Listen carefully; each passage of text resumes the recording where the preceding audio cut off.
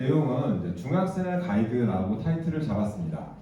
우선 지금 오늘 자료 준비한 내용들은 철저하게 예비 중 학생들을 대상으로 해서 달라지는 여러 가지 교육 환경의 변화와 함께 현재까지 발표된 내용들을 중심으로 해서 설명을 드리려고 자료를 준비를 했고요. 오늘 내용은 현재 초등학생 학부모님들께 많이 도움될 거라고 생각을 하면서 오늘 진행할 수 있도록 하겠습니다. 저는 입시전략연구소를 통해서 설명회나 다양한 여러 가지 프로그램들을 진행을 하고 있고요. 입시에 관련돼서 교육에 관련돼서 궁금하신 내용은 언제든지 문자 남겨주시면 또 연락드릴 수 있도록 그렇게 하도록 하겠습니다. 자, 오늘 주요 내용인데요. 이 내용 자체에 대해서 보셨을 때, 자, 제가 거의 모든 설명회 때마다 이 표는 보여드리고 있어요. 자, 그 이유가 달라졌다고 이야기를 하죠. 변화되었다라고 이야기를 하는데 기존에 어땠는지 아셔야지 그 변화에 대처를 하기가 훨씬 더 수월하기 때문에 기존의 내용과 어떤 점들이 달라지는지를 한번 비교해 보시라고 이 표를 보여드리고 있습니다. 자, 지금 올해 고3들부터 올해 중1들까지는요 거의 같이 움직인다고 보시면 돼요. 다시 한번 올해 수능을 친 올해 고3 학생들부터 올해 중학교 1학년 학생들까지는 다 같이 움직인다고 생각하시면 됩니다. 자, 그런데 현재 초등학교 6학년 이후의 이하의 친구들, 이 초등학교 6학년 이하의 친구들 같은 경우는 정말 많은 변화가 예상이 되고 있거든요. 자, 그 변화 과정에서 우선 첫 번째로 알아두셨으면 좋겠다는 거. 자, 우리 6학년 친구들의 대입은요 2028학년도 대입이고요, 고입은 2025학년도 고입입니다. 제가 이 말씀을 드리는 이유는, 자, 우리가 언론이라던가 이런 영상, 입시와 관련된 내용들을 많이들 보실 텐데, 보실 때 우리 아이한테 해당하는 내용인지 아닌지를 확인하셔야 되잖아요. 그래서 우선 첫 번째, 자, 초등학교 6학년들의 대입은 2028학년도 대입이고요. 그 다음 고입은 2025학년도 고입이다부터 확실히 하고 들어가시면 좋을 것 같고, 그렇게 하셔야지 여러 가지 정보를 취득하실 때도 우리 아이한테 해당하는 내용들 중심으로만 확인하시면 되잖아요. 자, 이 2028학년도 대입을 앞둔 우리 초등학교 6학년 친구들 같은 경우는 교육과정의 변화도 예정되어져 있습니다. 지금 현재는 2015 개정 교육과정이 적용되고 있는 형태라면, 자, 우리 6학년들이 고등학교 입학하는 시기부터는 2022 개정 교육과정이 준비 중에 있고요. 그 다음 수능 같은 경우도 이 개정 교육과정에 맞춰서 변화를 예고를 했습니다. 새로운 수능 체계라고 표현하기도 하고, 혹은 새로운 대입제 체제라고도 이야기를 하거든요. 아직 이 수능이 계속해서 유지가 될지 여부에 대해서도 여러 가지 논의가 진행 중에 있으니까 이거는 좀 길게 보시면서 확인하시면 좋을 것 같고요. 여기에 관련된 내용은 2024년도 상반기에 발표하게끔 되어져 있습니다. 그러니까 지금 당장 뭐가 딱 결정되는 것이 아니기 때문에, 자, 2024년도 상반기에 발표될 내용들까지는 그냥 꾸준하게 준비하시면 좋을 것 같고요. 자, 고등학교 내신, 중학교가 아니라 이제 6학년 친구들이 고등학교 1학년에 진학하게 되면서 2025년도부터 고등학교 내신 역시 달라지게 되고요. 자기소개서는 지금 현재 고1 친구들도 폐지가 됐거든요. 추천서 같은 경우도 올해 고3 친구들부터 폐지가 됐습니다. 그러면 우리가 기본적으로 서류를 제출하는 데 있어서 세 가지인데, 자기소개서, 교사추천서, 학교생활기록부, 이 세 가지 서류 중에서 이제는 학생부 하나밖에 남지 않는 거고요. 자, 또한 이 학생부도 지금 많이 비교과 활동 쪽에 대한 내용들을 많이 추가하는데 이것도 일부 수정될 예정에 있습니다.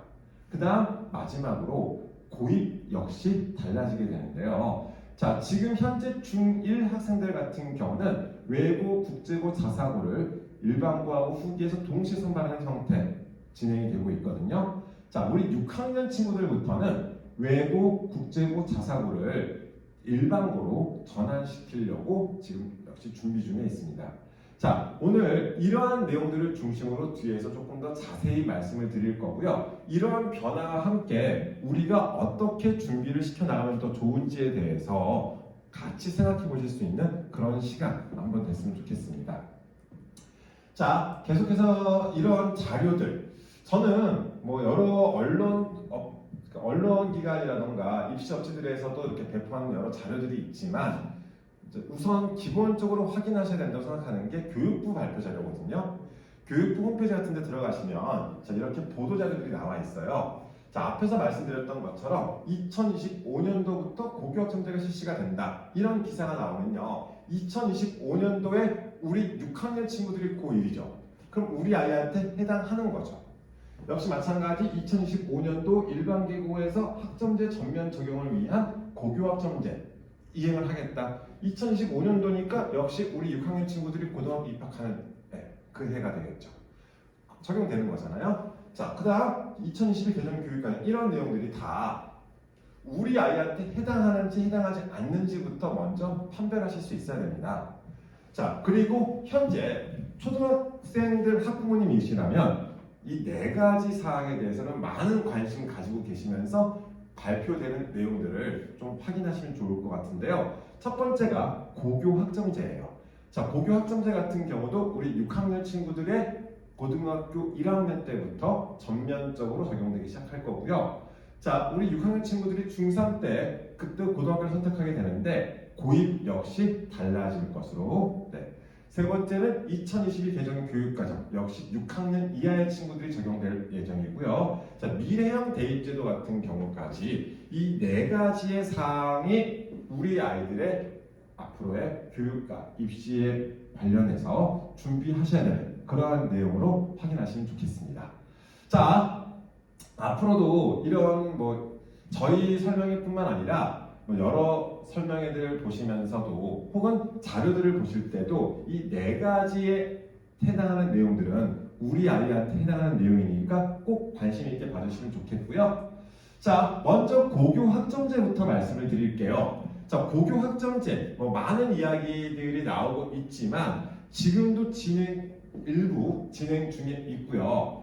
자, 우선 고교 학점제 포인트는요. 학생들한테 과목 선택권을 더 많이 주겠다는 거예요. 지금 현재 상황에서는 고등학교 내신 등급 때문에 자기가 원하는 과목을 선택하지 못하는 경우가 많습니다. 예를 들어서 상대평가로 등급이 산출되다 보니까 제가 공부하고 싶은 과목이 그 선택 과목의 선택자 숫자가 만약에 예를 들어서 30명이잖아요. 그러면 4%까지 1등급이니까 1등급을 받으려면 1등을 해야 되는 거예요. 그러다 보니까 내가 원하는 과목이 아니라 다른 친구들이 많이 선택하는 과목들을 선택할 수밖에 없는 지금 그런 구조거든요. 자, 그래서 학생들에게 자기의 그 선택폭을 더 넓혀주기 위한 제도로서 고교 학점제를 지금 강행을 하는 거고요. 자, 이런 학점제형 교육과정 말들 굉장히 많은데 자, 우리가 이것만 놓고 보시는 것이 아니라 이것과 함께 움직이는 게 뭐라고 그랬죠? 2022 개정 교육과정, 그 다음 2025학년도 고입, 2028학년도 대입 방향. 자, 이런 것들도 어느 한 가지만 보시지 마시고 다 같이 움직인다고 생각하시면서 확인하시면 좋겠습니다. 자, 그렇게 내용 보시면서요. 자, 이게 지금 고교 학점제 종합 추진 계획을 정리한 내용이거든요. 자, 우리가 생각하셔야 될 내용은요. 다른 엄청난 내용들이 아니라 기본적으로 현재 고등학생들의 선택 과목 현황입니다. 1학년 때 배우는 공통 과목이 있고요. 고등학교 2학년, 3학년 때 일반 선택 과목이냐, 진로 선택 과목이냐 이렇게 학생들이 과목을 선택을 하게끔 되어져 있어요.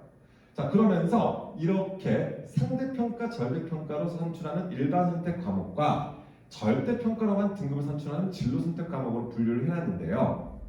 자, 그러다 보니까 내신 성적을 산출할 때 공통 과목과 일반 선택 과목 같은 경우는 석차 등급을 부여합니다.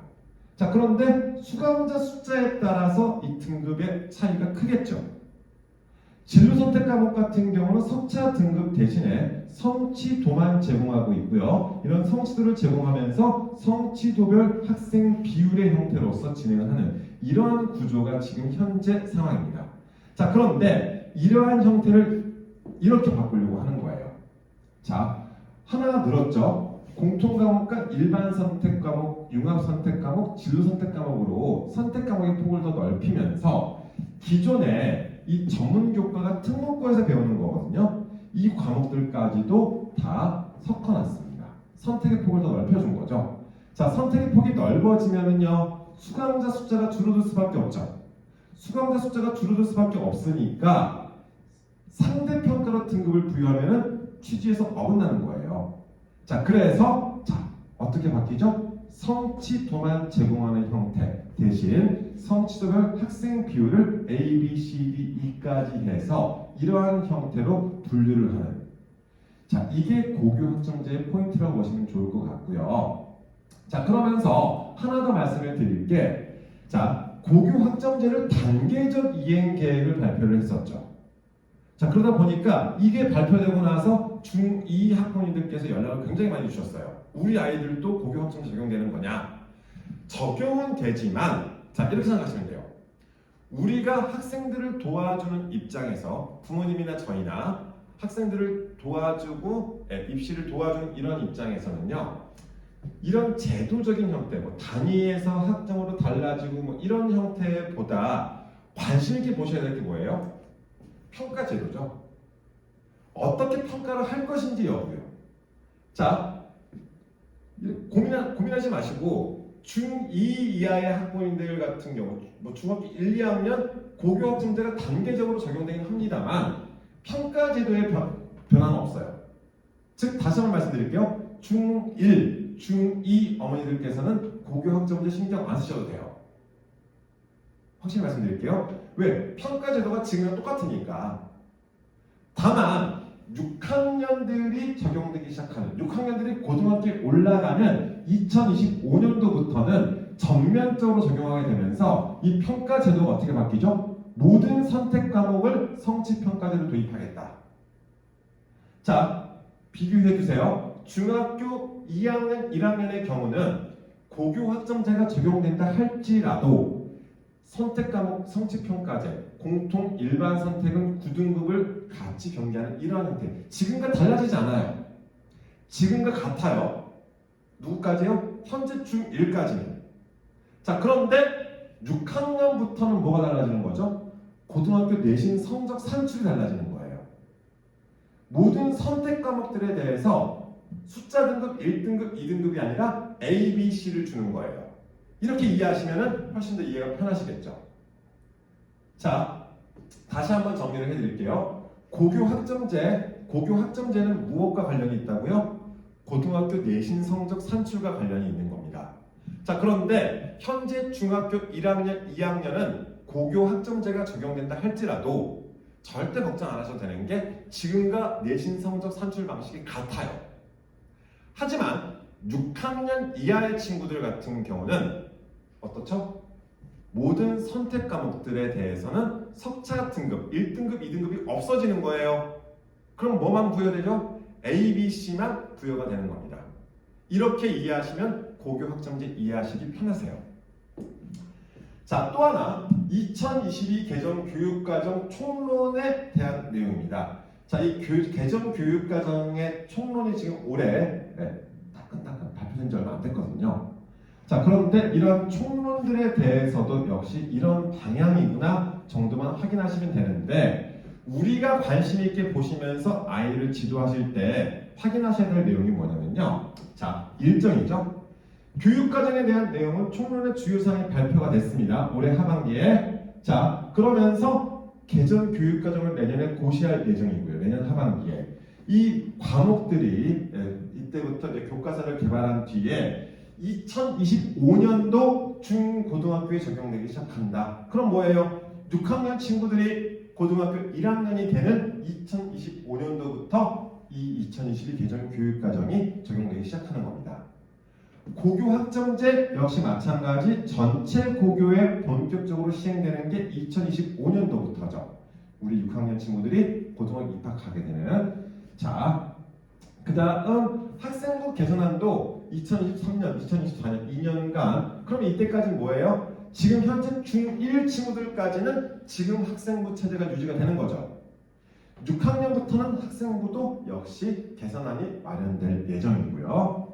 자, 예요. 대입체계.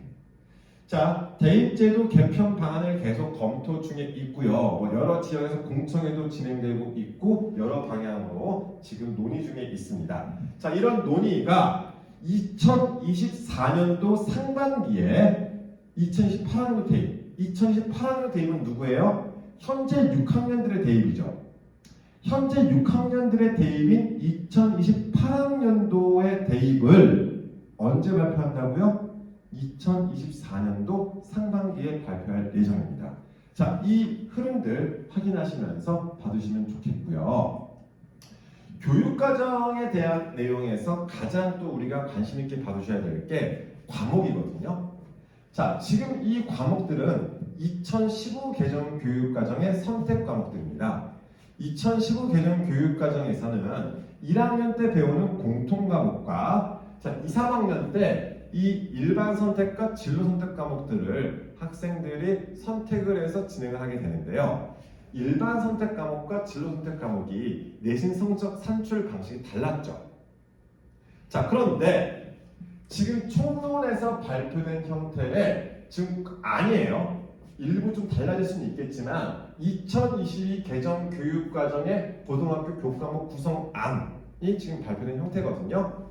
자, 어떤 과목들이 있는지 우선 공통과목은 1학년 때 배우는 과목들을 공통과목이라 이야기합니다. 2015와 비교했을 때 크게 달라지는 형태는 없죠. 2015와 비교했을 때 뭐 엄청나게 달라지는 것은 없고요. 그냥 1, 2, 그러니까 1학기, 2학기로 쪼개는 정도라고 생각하시면 될 것 같고요. 자, 국어, 수학, 영어, 한국사, 사회, 과학 똑같이 진행이 됩니다. 자, 2학년, 3학년 때 진행되는 과목들을 보셨을 때 선택 과목의 형태가 일반 선택 과목과 진로 선택 과목의 융합 선택의 형태까지 들어가는 거예요.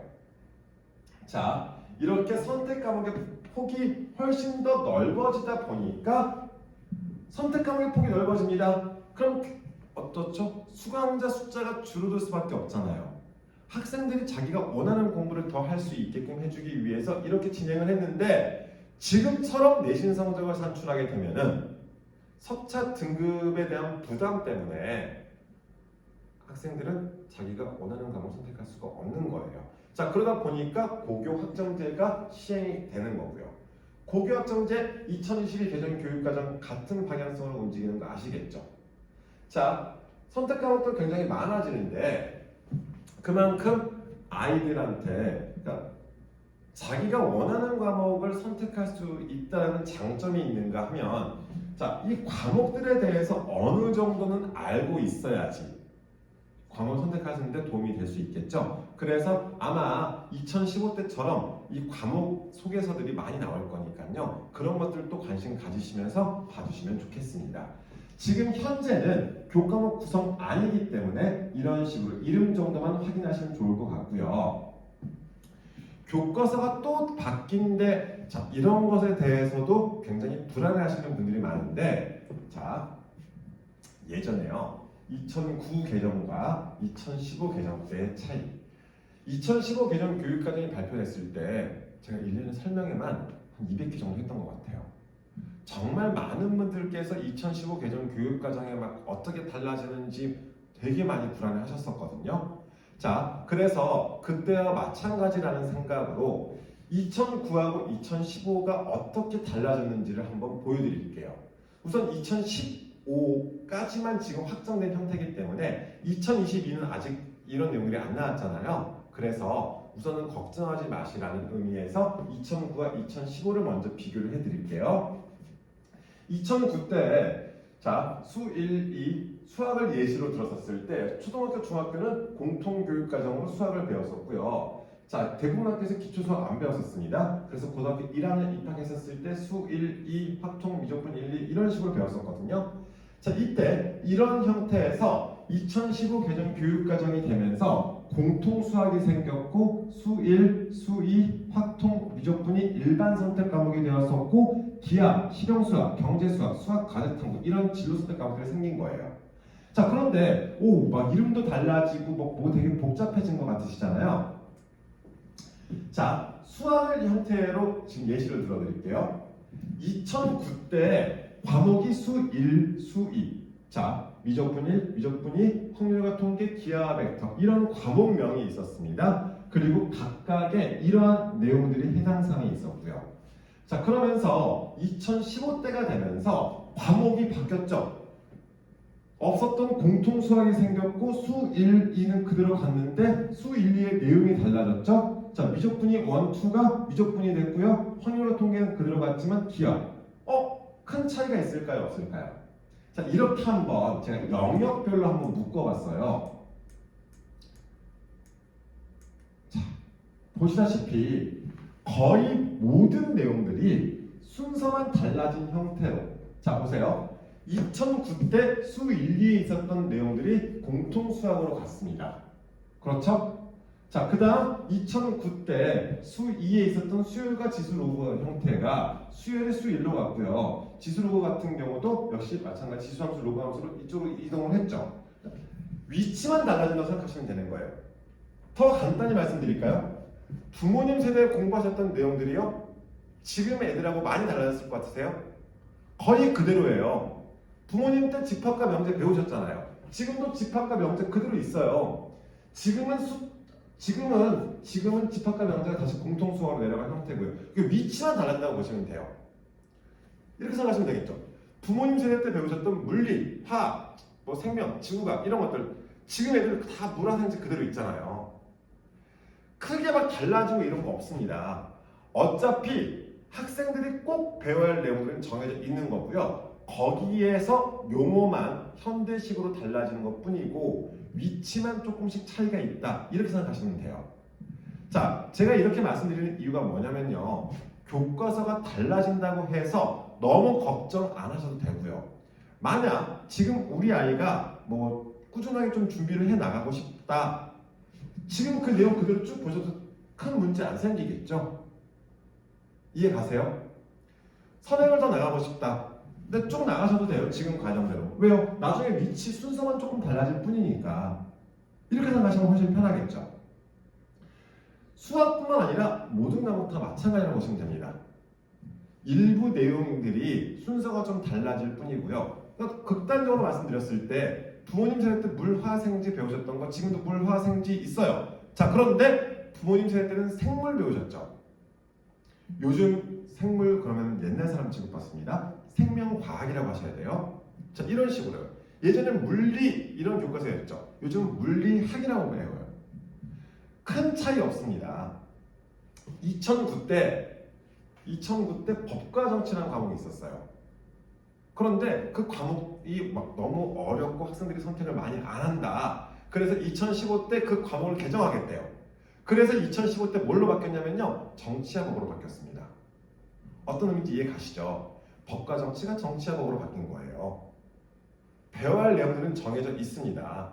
그 안에서 결국 움직일 수밖에 없는 거고요. 자, 그러다 보니까 개정 교육 과정에 대해서도 너무 걱정하지 않으셔도 된다는 거. 교과서가 달라진다고 해서 너무 걱정하지 않으셔도 된다는 거. 이거 말씀을 드리는 거고요. 자꾸 이런 것들 막 바뀔 때마다 걱정 되게 많으시고 불안감을 막 야기하는 그런 분들이 좀 많으시던데 학생들이 배워야 할 내용들은 정해져 있고 거기에 따라서 위치와 순서만 좀 달라질 뿐이겠구나 이렇게 생각하시면 돼요. 너무 걱정하지 마시고요. 자, 이번엔 고입 쪽에 대해서 말씀을 드릴게요. 자, 고입 부분에서는 자, 2025년 3월 이전, 즉 현재 중1 친구들의 고입까지는 지금과 같이 형태에 움직여지는 거죠. 후기고 같은 경우에서 일반고, 자사고, 자본고, 외고, 국제고가 같이 진행되고 있고요. 과학고, 예체능고, 마이스터고, 특성화고, 영재학교 이러한 형태가 현재 중1까지 적용되는 형태고요. 6학년부터 어떻게 달라지는지 6학년부터는 자 일반고, 자사고, 자본고, 외고, 국제고가 다 일반고로 달라지고요. 과학고, 예체고, 마이스터고, 특성화, 영재학교는 그대로 유지가 됩니다. 다시 자 모든 특목 자사고가 사라지는 것이 아니라 영재학교, 과학고는 남고요. 유지가 되고요. 예체능고, 마이스터고, 특성화고 유지가 되고요. 다만 자사고, 자공고, 외고, 국제고가 다 일반고로 달라지는 거예요. 이렇게 이해하시면 됩니다. 자, 그래서 정리를 해드리자면, 자, 만약 인문계열로 장래 희망을 갖고 있는 친구가 있다면 중1 학생들까지는 인문계열이니까 외고를 갈까, 국제고를 갈까, 자사고를 갈까 고민할 수 있었죠. 이제 그런 고민 안 하셔도 된다는 거예요. 왜요? 다 일반고 갈 거니까. 그러면 자, 중학교 3년 동안에 가서 잘할 준비를 하는 게 더 좋겠죠. 특별하게 특목고 준비를 할 필요가 없잖아요. 외고, 국제고, 자사고 없어졌는데요. 일반고 되는데요. 그러면 중학교 3년 동안 뭘 하면 좋을까요? 어쨌든 일반고를 갈 거니까 일반고 가서 잘할 준비요. 다만 자연계열은 크게 두 가지 라인으로 분류가 돼요.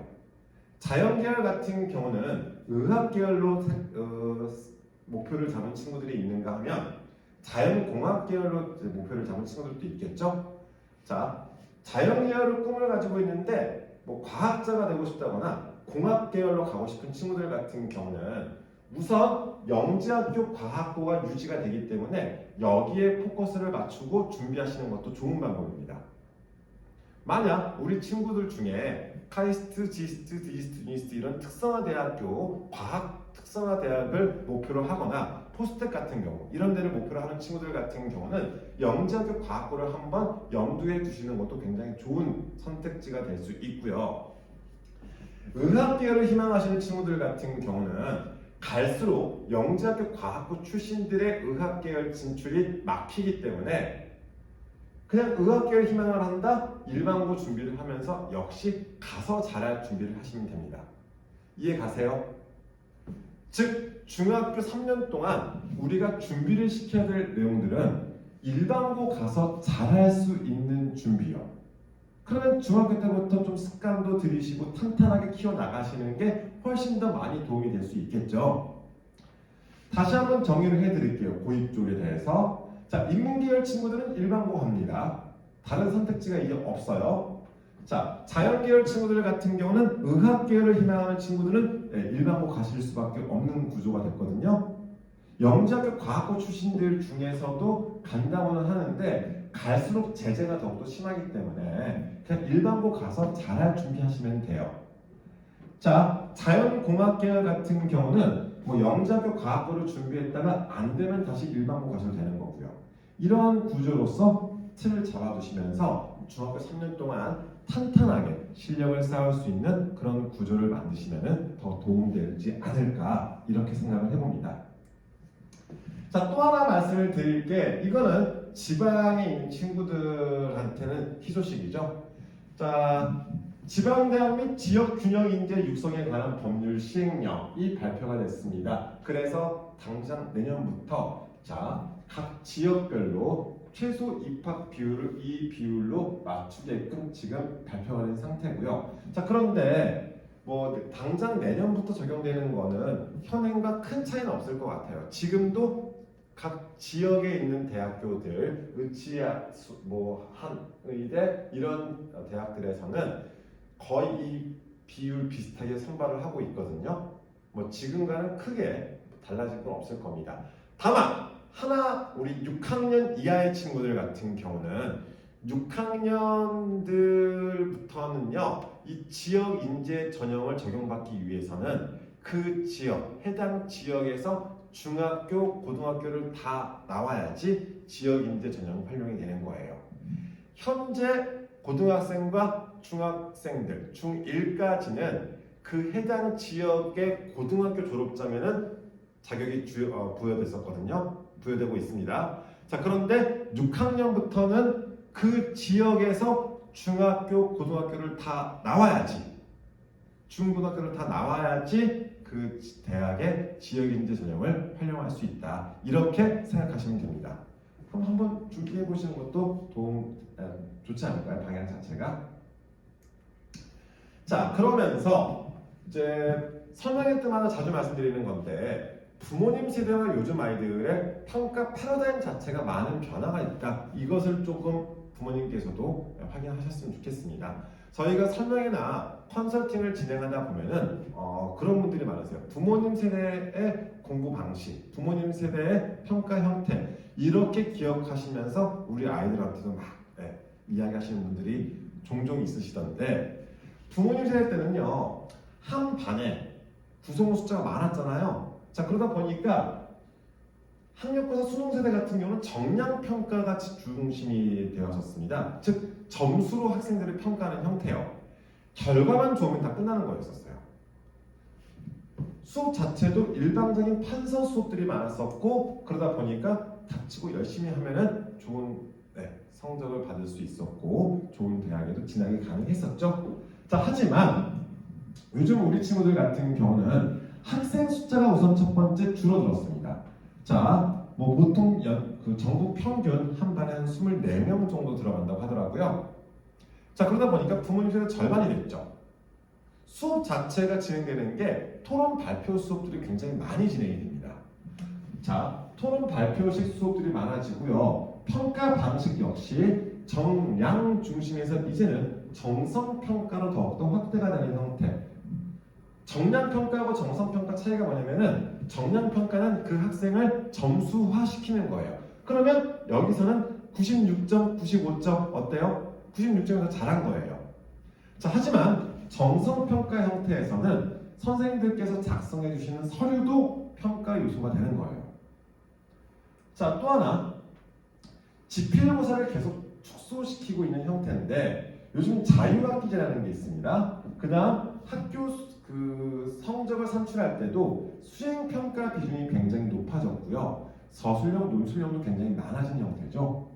자, 이러한 내용들은 과거에 결과만 좋으면 됐던 그러한 형태에서 이제는 결과뿐만 아니라 동기와 과정 그리고 그것을 확장 발전시켜 나가는 형태까지 다 평가를 하고 있다. 이렇게 보시는 게 더 좋을 것 같고요. 자, 그래서 공부를 잘한다는 것의 기준을 이렇게 생각하세요.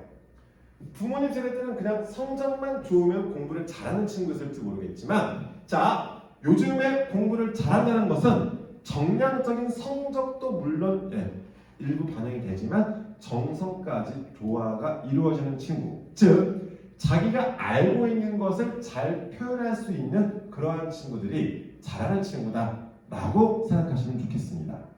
자, 그러면서 자, 우리 지금 6학년 친구들이 큰 애이신 분들, 지금 뭐 중학생 자녀가 있으신 분들은 어느 정도 성적 산출 방식에 대해서 알고 계시겠지만, 자, 우리 6학년이 큰 첫애다 라시는 분들은요, 자, 어떻게 평가가 진행되는지 한번 같이 보면 좋을 것 같습니다. 한 학기의 성적은 한 학기의 성적은요, 1차 지필고사, 즉 중간고사, 2차 지필고사, 기말고사, 수행평가의 세 가지 점수를 합산해서 한 학기의 점수를 만들게 됩니다.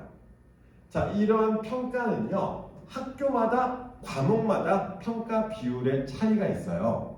그래서 보통 이제 기말고사 성적표에 이런 비율과 함께 성적이 딱 기재가 되는데, 자, 우리 입학하자마자 지금 내년에 당장 시험을 쳐야 되는 우리 상황에서는 어떻게 준비하면 좋은지 생각하셔야 되는 거잖아요. 자, 대부분 학교의 과목들에서는 이러한 비중으로 성적을 산출하고 있습니다. 그런데 이게 정답이 아니라 학교마다 과목마다 다르다고 말씀드렸어요. 보는 방법, 어떻게 보시면 좋을지 보는 방법에 대해서 좀 알려드리고 싶어서 대략적으로 이렇게 비율을 잡았습니다. 자, 1차 지필 30%, 2차 지필 30%, 수행평가 40%의 그 학교의 과목이 있다고 예를 들어서, 자, 우리 아이가 자, 첫 번째 중간고사에서 80점을 받아왔네요. 망했다. 이게 아니라 자, 80점을 받아오잖아요. 그러면 이러한 구조라면 80점 받았다라기보다는 24점을 획득했다고 생각하시는 게 편해요. 전체 구성 중에서 80점 받으면은 80점 이게 끝이 아니라 30%니까 24점을 획득했구나. 자, 그럼 기말고사 100점 받았습니다. 100점 받으면은 30점을 획득한 거죠. 여기까지 이해 가시죠? 자, 수행평가 40%래요. 자, 이 친구 수행평가 90점 받았습니다. 그러면 36점 획득한 거죠. 학기 말에 이 세 가지 점수를 다 더하게 됩니다. 그랬더니 원점수 90점이 만들어졌네요. 자, 90점 받았으니까 중학교에서는 성취도 A가 부여가 되는 거예요. 이해 가세요? 자, 학기 말에 이렇게 성적이 산출이 됩니다. 자, 그러면서 고등학교 올라가서 석차 등급이 나오게 되면은 90점을 기준으로 해서 몇 등이지까지 파악하는 거예요. 그래서 석차 등급까지 활용이 되는 거고요. 중고등학교 다 이러한 형태로 성적을 산출한다는 사실 확인하시면 좋을 것 같고요. 당연히 우리 친구들도 모르는 경우가 많아요. 부모님들께서 좀 설명해 주시면서 시험 한 번 잘 봤다고, 시험 한 번 망했다고 해서 끝나는 게 아닙니다. 관리가 필요한 거예요. 우리가 내신 관리라고 요즘 이야기하거든요. 내신은 관리해야 되는 겁니다. 시험 한 번 잘 봤다고 해서 무조건 좋은 내신 나오지도 않고요. 시험 한 번 망했다고 해서 그 학생이 뭐 좋은 학교를 못 간다 이것도 아니에요. 어떻게 관리를 하는지가 더 중요하다 이렇게 생각하시면서 중학교 때 같은 경우는 학생들이 관리하는 것을 조금 알려주실 수 있게끔 옆에서 지도해 주시면 좋을 것 같아서 말씀을 드렸고요. 자, 이러한 내용들은요. 학년 초에, 연초에 우리 아이의 학교 홈페이지에 들어가시거나 학교 측에서 이러한 연간 평가 계획서를 배부를 하거든요. 그거를 오늘 보신 내용을 바탕으로 해서 학생하고 같이 읽어보시는 그런 시간도 좀 필요할 것 같아요. 이거는 모 중학교의 평가 계획서를 그냥 가지고 왔어요. 지금 관심 있는 학교 같은 경우 한번 확인해 보시면 이렇게 평가 계획서 나오거든요. 자, 보시는 방법 알려드릴게요. 이 학교는 중간고사 30%, 기말고사 30%, 수행평가 40%의 형태로 수학 성적을 산출하게 된답니다. 자, 중간고사 30%인데요. 단답형, 객관식 문제가 65점에 배점되어 있고 서술형 문제가 35점이나 나오네요. 그러면 자, 이렇게 평가 계획서가 나왔으면 우리 아이 중간고사 준비, 서술형 준비 더 확실히 시키셔야겠죠. 자, 그러면서 기말고사 때는 똑같네요. 기말고사도 역시 마찬가지 이러한 형태로 지금 이 학교 같은 경우는 주관식 단답형 문제는 출제되지 않고 서술형 문제들이 각각 높은 비율로 산출이 되고 있습니다. 수행평가는 두 가지가 진행이 된다고 공지가 되어 있죠. 자, 첫 번째는 삼각형의 외심과 내심 보고서 형태로 제출하는 형태, 두 번째는 도형에 관련된 문제 해결력을 평가를 하겠다. 언제요? 9월달, 11월달에. 지금 2학기 내용이라서 이렇고요. 세부적으로 수행평가를 어떻게 하겠다까지 어떤 식으로 평가를 하겠다. 지금 삼각형의 외심과 내심 보고서는 논술형 평가로 진행을 할 예정이고 도형의 문제 해결 파트는 구술형 평가로 진행을 하겠다라고 공지가 되어져 있습니다. 충분히 도와주실 수 있잖아요. 너희 이렇게 평가가 진행이 되는데 같이 보실 수 있잖아요. 학생들한테 이거 학생들도 잘 모르는 경우가 정말 많거든요. 그래서 아이들한테도 중학교 1학년, 2학년 때 같은 경우는 같이 좀 확인하시면서 그래야지 아이들도 연초에 학기 초에 이런 게 나오는구나 이걸 바탕으로 해서 내가 이번 학기 준비를 이렇게 해봐야겠구나 라고 좀 알려주시면서 방향을 같이 잡을 수 있었으면 좋겠습니다. 자, 또 다른 학교의 국어 과목 평가 계획서입니다. 자, 이 학교 역시 국어 과목인데요. 중간고사 30%, 기말고사 30%, 수행평가 40%의 비율로 산출을 하게끔 되어져 있습니다. 자, 그런데 보시다시피 어때요? 중간고사 같은 경우는 서술형 70점, 서술형의 비율 70점, 선택형 이렇게 내용 나오고요. 그 다음 자, 기말고사 역시 기말고사 때는 서술형의 문제가 나오지 않죠. 선다형, 객관식 문제가 출제가 될 예정이고요. 자, 수행평가는 시제 구성하기 좋은 책 소개 글쓰기. 자, 그래서 어떻게 평가를 하겠다까지 기재가 다 공지가 되고요. 평가 요소 각각 배점까지 이런 식으로 학기 초에 다 공지가 됩니다. 언제 수행평가를 어떻게 준비해야 되는지도 일부 조언을 해주실 수가 있겠죠. 이런 방향에서 아이들의 내신 성적을 관리하는 습관을 들이시는 것도 중학교 때 같이 봐주시면 좋을 내용 같아서 말씀을 드리는 거고요. 중학교 때 안 했던 친구가 고등학교 올라가서 갑자기 내신 성적 관리하거나 하진 않아요.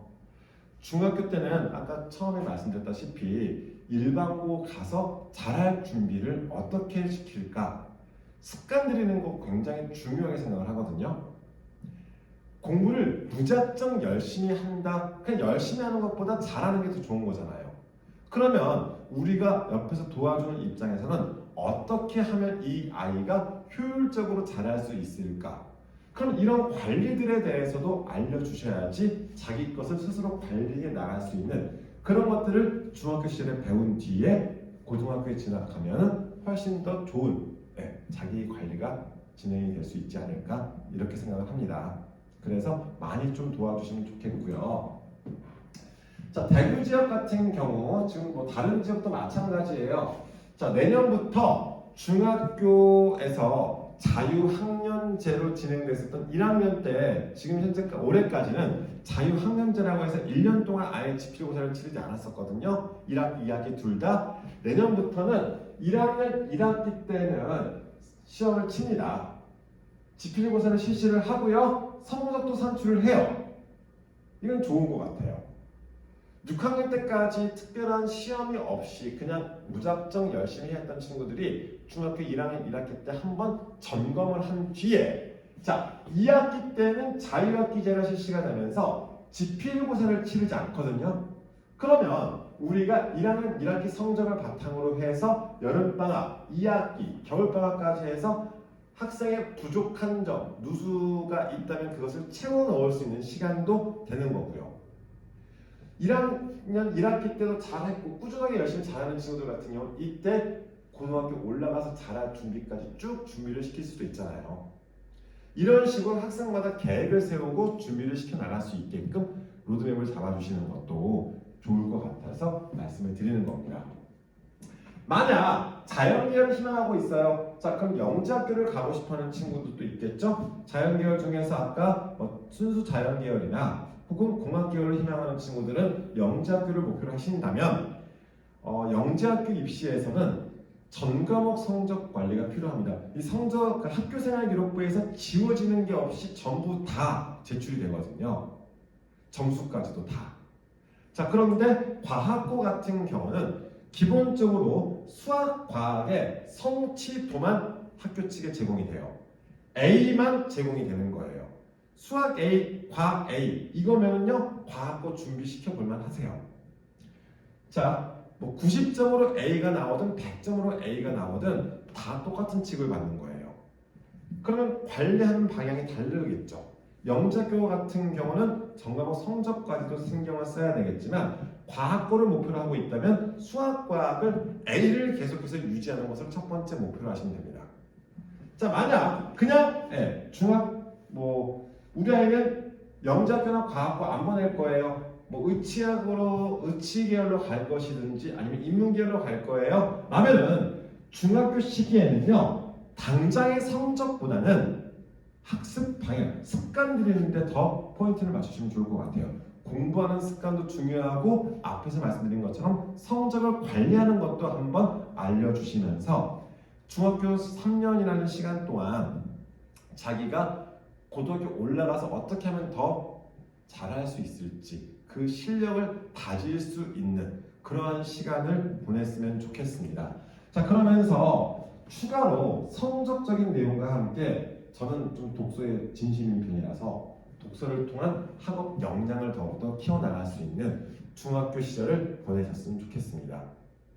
자, 다시 한번 정리를 해드리자면 중학교 내신 성적은요 특목 자사고가 사라지는 형태에서 영재학교 과학고밖에 남지 않는 형태에서는 영재학교를 목표로 하고 있으면 원점수까지 관리하시면서 꾸준하게 준비시키시고요. 그냥 과학고를 희망하고 계시다면 수학, 과학을 무조건 A를 맞추시면 돼요. 다른 과목 B 있어도 괜찮아요. 수학, 과학을 무조건 A를 맞추셔야 됩니다. 자, 우리 아이는 영재학교 과학고 안 갈 거다. 의치계열로 갈 거다. 혹은 인문계열로 갈 거다 하시는 분들은 중학교 시기에는 지금 당장의 성적에 너무 연연하지 마시고 이 아이의 학습 습관을 들이시는데 더 중점을 두셨으면 좋겠습니다. 그래야지 일반고로 진학해서 더 잘할 거잖아요. 길게 봐주세요. 시험 한 번 잘 봤다고 시험 한 번 망했다고 그 아이의 인생이 결정되지 않습니다. 자, 길게 보시면서 준비를 시키는 그런 방향으로 준비를 함께 해 나가실 수 있었으면 좋겠습니다. 이 내용은 중학교의 학교생활 기록부예요. 자, 우선 간략하게 학교생활 기록부에 대해서 말씀드리고 보여드리는 이유가 뭐냐면 오늘 이거 자세히 설명 안 할 거예요. 지금 말씀드려봤자 나중에 다 까먹으실 거니까 이제 중학교 올라가서 학교생활 기록부는요 학년이 마감되어져야지 보여지거든요. 자, 그렇기 때문에 그때 또 학생부에 관련해서 자세히 말씀을 드릴 건데 어떠한 항목들이 있는지 정도만 확인하시면서 그거를 누가 기재를 해 주시는지, 주로 중학교 때는 주로 담임 선생님들이 기재하시는 게 많고요. 우리가 제출할 수 있는 것은 독서활동이거든요. 자, 굳이 독서활동을 쓴다 안 쓴다를 떠나서 뭐 특목 자사고 없어지니까 이거 안 써도 되잖아요 하실지 모르겠지만 습관입니다. 자, 그리고 물론 대입에서도 이 독서활동이 반영은 안 되지만 지금 반영 안 돼요. 자, 반영은 안 되지만 독서는요 모든 학교, 대학교든 고등학교든 굉장히 중요하게 여기는 항목이거든요. 자, 그러다 보니까 우리가 독서 활동을 막 학생부에 곳곳에 다 집어넣고 있단 말이에요. 자, 다시 한번 중학교 때는 뭐가 중요하다고요? 습관 들이기요. 그래서 자기 것을 챙길 수 있는 그런 습관을 들이시는 방향으로, 자, 이것도 독서 같은 경우도 한 학기 말에 교과 담당 선생님한테 제출해도 되고 담임 선생님한테 제출해도 되거든요. 우리 아이한테 한번 알려주세요. 그리고 본인이 직접 정말 학교에 제출하는지 여부도 확인해 주시고요. 이런 식으로 습관 들이는 걸로 방향을 잡으시는 게 정말 중요하지 않나 생각해서 보여드리고 말씀드리는 겁니다. 자, 학생부에 대해서는 이런 식으로 구성이 되어 있다 정도 관심 있게 봐주시면 좋겠고요. 자, 오늘 여러 가지 말씀을 드리다 보니까 많이들 헷갈리실 수도 있고 뭐 무슨 얘기하나 이렇게 하실 수도 있는데 한 번 더 정리를 해드리고 나서 오늘 이제 마무리를 짓도록 할게요. 자, 오늘 크게 말씀드린 거는 이 네 가지 형태로 지금 진행을 하고 있습니다. 첫 번째, 고입 부분에서 특목 자사고, 즉 외고 국제고 자사고가 폐지되고 일반고로 바뀔 거다라고 말씀을 드렸죠. 영재학교 과학고는 유지가 됩니다. 그러면 어떤 고등학교가 좋을까?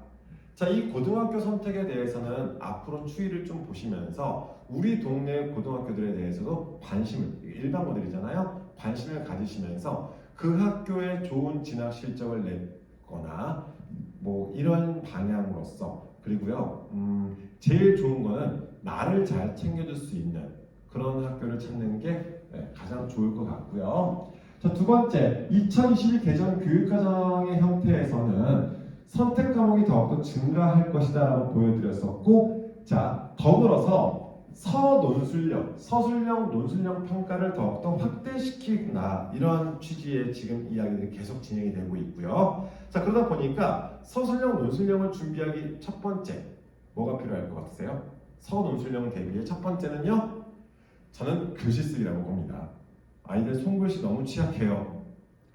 천재는 악필이다, 이거 너무 믿지 마세요. 네, 그냥 악필일 뿐일 수도 있거든요. 자, 그렇기 때문에 글씨를 잘 쓴다도 물론 중요하겠지만 잘 쓰기보다는 깔끔하게 쓸 수 있게끔, 수학도 풀이 과정도 깔끔하게 정리할 수 있게끔, 그러니까 이거예요. 나만 알아보면 되는 게 아니에요. 이제 왜요?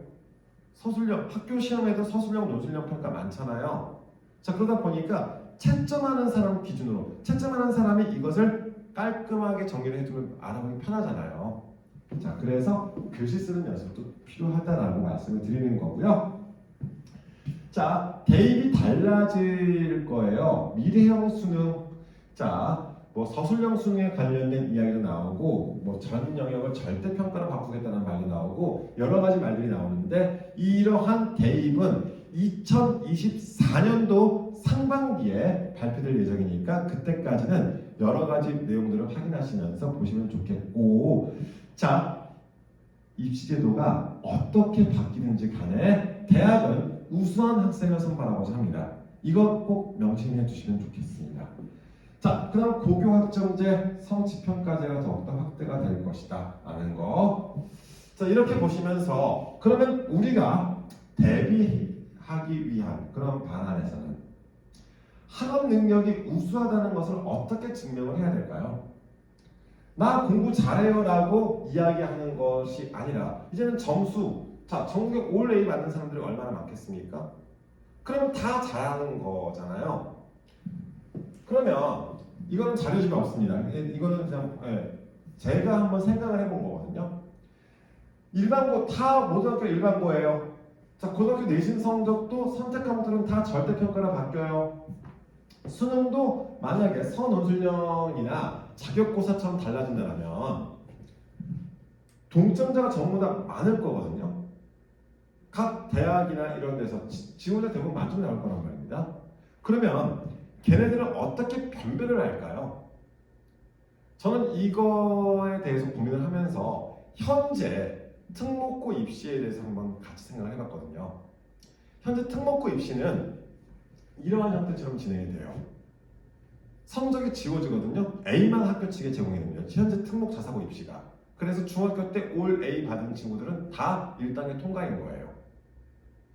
그러면 그 학교에서는 점수를 못 봐요. A라는 것밖에 확인을 못 해요. 그러면 A를 받은 친구들, 지원자가 다 A일 거잖아요. 그럼 걔네들은 어떻게 변별하냐면요. 자기소개서, 면접 이걸 통해서 아이들을 평가를 합니다. 자 그런데 우리 6학년 친구들 같은 경우는 자기소개서 폐지가 될 거예요. 자소서 없어요. 그러면 서류라고 들어가는 게 학교생활기록부 하나. 학교생활기록부도 100% 신뢰하지 못하겠죠. 그러다 보니까 결국 면접이 중심이 될 것이고요.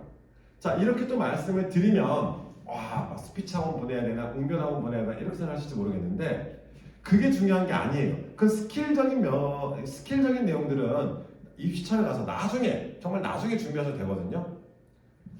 그럼 뭐가 필요하냐면요. 자신이 알고 있는 것을 잘 설명할 수 있어야 된다. 이게 면접의 포인트죠.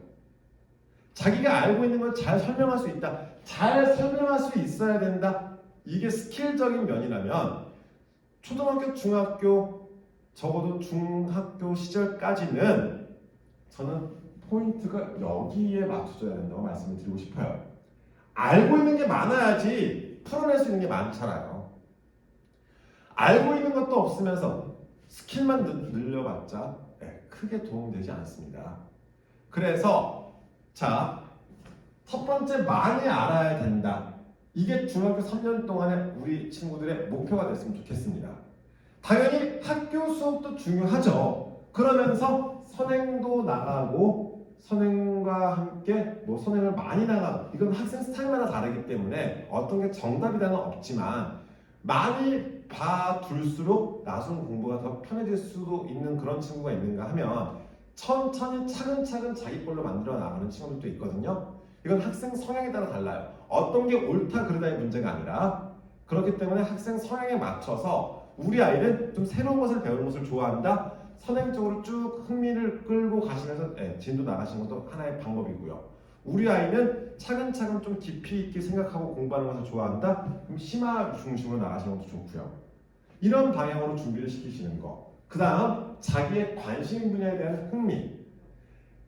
쉽게 말씀드려서 재미가 있어야 되거든요. 공부도 마찬가지고 그리고 면접에서 저희 친구들 준비를 시킬 때 대인 면접과 고인 면접 애들 다 준비시키고 있는데 저는 친구들한테 그걸 강조해요. 너가 관심 있어 하는 분야면은 재밌어야 되지 않느냐? 그러면 면접관들이 그거를 재밌게 느낄 수 있게끔 신나서 말을 할 수 있고 정말 막 여러 가지 쉽게 말씀드려서 남자애들 막 축구나 게임 얘기한다라고 생각해보세요. 친구들하고 축구나 게임 얘기할 때 어때요? 신나서 이야기하죠. 왜요? 자기가 많이 알고 있으니까. 자기가 잘하니까. 자기가 잘하고 많이 알고 있으니까 막 신나서 이야기하는 거예요. 우리 여학생들 연예인이나 혹은 드라마나 이런 것들 책 같은 거 보고 나서 자기가 관심 있고 재밌는 건 어때요? 신나서 이야기합니다. 왜요? 자기가 많이 알고 있으니까요. 자, 이게 힌트인 것 같아요. 많이 알고 있으면 아이들은 재밌어 해요. 많이 알고 있으면 정말 말도 많아진다. 그 분야에 대해서. 그러면 아이들한테 무엇을 강요하기보다는 재미를 붙일 수 있는 방향으로도 접근하시는 것도 하나의 방법일 것 같아요. 다시 한번 말씀드릴게요. 아이들은요 많이 알잖아요. 재밌어 해요. 그럼 부모님께서 유도하시는 방향으로도 끌고 가실 수가 있습니다. 한번 힌트 드렸으니까 참고해 보시면 좋을 것 같고요.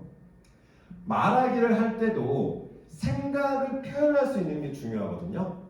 그런데 아까 말씀드렸죠. 많이 알았어요. 많이 알고 있으면 거기에 대한 생각이 필요한 거예요. 자, 정보를 습득을 한 뒤에 그것을 내 것으로 만들어가는 과정이 필요하다는 이야기입니다. 그냥 정보를 얻은 것을 풀어내는 것에 끝나는 것이 아니라 내 것으로 만들어서 나의 이야기를 담아내는 그 과정이 정말 힘든 것 같거든요. 그래서 스킬적인 면보다는 저는 오히려 이쪽에 더 중점을 두셨으면 좋겠어요. 어떤 현상에 대해서 혹은 제가 이 책을 읽었습니다. 어떤 책을 읽었으면 그 책을 왜 읽었니부터 출발하는 거예요. 이 책을 내가 어떤 이유로 선택을 했고 책을 읽으면서 어떤 내용들이 생각이 났고 책을 읽었더니 어떤 생각이 들었고 그 책을 읽고 난 뒤에 다른 또 무언가를 찾아서 읽었다라던가 이런 식으로요. 방향 이해 가세요? 자, 이런 식으로 연습을 시키는 것도 굉장히 중요한 것 같고요. 또 하나, 학습적인 내용에 대해서 말씀을 드릴 때 우리 아이는 공부를 잘한다 못한다의 문제가 아닌 것 같고요. 저는 고3 때까지 공부 총량의 법칙을 믿는 편이거든요. 고3 때까지 이 친구가 19년 동안 얼마나 많은 시간을 학습에 투자했는지 학습 양이 결국 결정되지 않는 생각을 합니다. 뭐 우스갯소리로 중학교 때까지 머리를 비워놔야지 고등학교 때 올라가서 많이 잘 채워진다 뭐 이런 분들도 계시던데 고등학교 올라가면요 그래도 다 같이 열심히 해요. 따라잡기에 많이 여러 가지 애로가 있습니다. 자, 그렇기 때문에 지금부터 많은 양이 아니더라도 꾸준하게 할 수 있는 방향, 하루에 정말 많은 양을 막 하는 게 아니라 정말 조금씩이라도 꾸준하게 할 수 있는 그러한 습관을 들이는 거가 우선 출발이 되지 않을까 생각을 하고요. 시험 기간에는 다 같이 열심히 해요. 하지만 평소에 차이가 벌어지면서 점차적으로 성적이 잘 나오는 친구와 성적이 안 나오는 친구로 나뉘는 것 같아요. 자, 그렇기 때문에 다시 한번 총량의 법칙 생각하시면서 많은 양이 아니더라도 조금씩 매일 꾸준하게 할 수 있는 이러한 형태로 준비시키시면 더 좋지 않을까 생각을 하고요. 자, 오늘 내용 다 정리를 하는 형태로 자, 우리가 준비를 도와주고 준비를 시키는 입장에서 어떻게 준비하면 좋은지 습관 중에 하나 말씀드렸죠. 매일 공부하는 것과 글씨 쓰는 것 더불어서 저는 오답노트 작성도 굉장히 도움 많이 되는 것 같고요. 독서노트까지, 독서노트 정도는요 그냥 간략하게 내가 어떤 책을 읽었는 정도라도 좀 정리해두면 많이 도움이 되더라고요. 차마 일기까지 쓰라고는 강요하지 못하겠고요. 이 두 가지라도 오답노트는 매일 쓰는 것도 아니잖아요. 그냥 문제집 한 권 정도 딱 잡아놓고 나서 글씨 쓰는 연습, 특히 수학 같은 경우가 중요합니다. 풀이 과정 쓰는 게 중요하잖아요. 그래서 글씨 쓰는 연습 겸해서 오답노트 한번 꾸준하게 시키시면 좋겠고요. 독서노트도 책 읽고 나서 까먹지 말고 그냥 대략적인 내용이라도 정리할 수 있는 이러한 형태가 필요한 것 같습니다. 자, 탄탄한 기본기 다른 여러 과목들 중에서도 제가 수학이라고 체크해놓은 이유가 뭐냐면은 수학은요 단기간에 따라잡기 힘들어요. 수학은 장시간을 투자를 해야 되는 과목이거든요. 그리고 역시 지금 현재 올해 고3들도 문과, 이과 구별 없이 수능을 치는데 아마 지금 뉴스 많이 나오고 있잖아요. 수학 때문에 지금 난리거든요. 단기간에 따라잡기 힘든 게 수학입니다. 자, 그렇기 때문에 기본기 탄탄하게 가져가실 수 있었으면 좋겠고 추가로 거기다가 독서 이 두 가지는 매일매일 좀 할 수 있게끔 습관 들이시면 아마 성공하시지 않을까. 원하시는 그렇게 생각하세요. 중학교 때 정말 매일매일 수학과 독서를 했어요. 많은 양이 아니더라도 조금씩이라도 매일매일 해왔습니다. 그런 친구들은 장단컨대 분명 대입에서 좋은 결과 만들 수 있습니다. 단기간에 많은 양을 한다, 벼락치기 이게 아니라요. 꾸준하게 해줄 수 있었으면 좋겠고요. 저는 초등학생들까지, 중학교 1학년 학생들까지는 사전 찾는 것 좀 많이 시키는 편이거든요. 부모님 세대 생각하시면 좋아요. 부모님 세대 때 영화사전 많이 보셨잖아요. 요즘 아이들 영화사전도 안 보고 심지어 국어사전도 잘 안 봐요.